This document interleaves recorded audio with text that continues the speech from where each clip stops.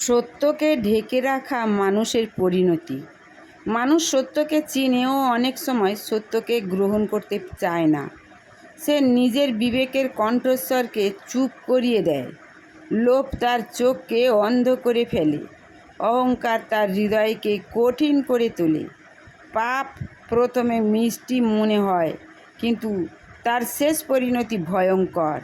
মিথ্যা কিছু সময়ের জন্য জয়ী হতে পারে, কিন্তু সত্য কখনো পরাজিত হয় না।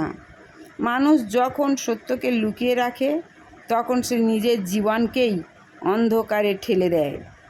লোভ মানুষকে শান্তি থেকে দূরে সরিয়ে দেয়। অন্যায় মানুষকে ঈশ্বর থেকে দূরে সরিয়ে দেয়। রাগ হৃদয়ের আলো নিভিয়ে দেয়। ঈর্ষা আত্মার সৌন্দর্য নষ্ট করে। প্রতারণা বিশ্বাসকে হত্যা করে।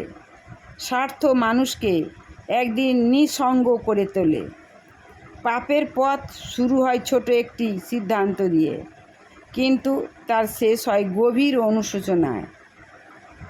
প্রভু বারবার মানুষকে ফিরে আসার আহ্বান জানান।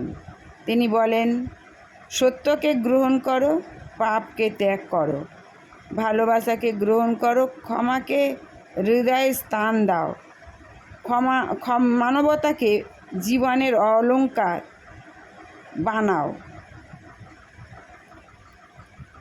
আর মিথ্যার পথ হলো ধ্বংসের পথ। মিথ্যার পথ থেকে সরে এসো।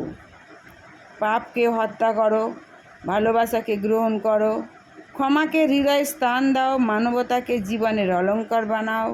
কারণ সত্যের পথই মুক্তির পথ, মিথ্যার পথ ধ্বংসের পথ।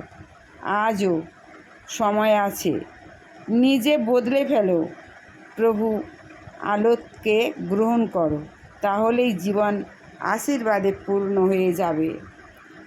ঈশ্বরের কথা শোনো, ঈশ্বরের কথা গ্রাহ্য করো, তাহলে তোমাদের জীবন সুন্দর হবে।